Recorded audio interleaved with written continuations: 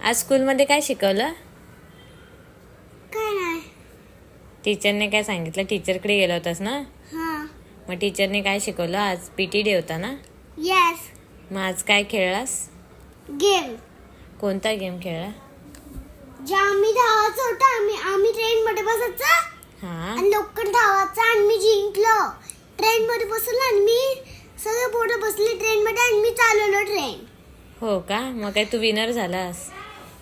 मी लगेच फास्ट चालवली ओके. आणि सगळे पोरं बाहेर जायले म्हणजे तू विनर झाला. आणि मग ट्रेन पाठी घेतली लवकरच आणि मग सगळे पोरं बसले.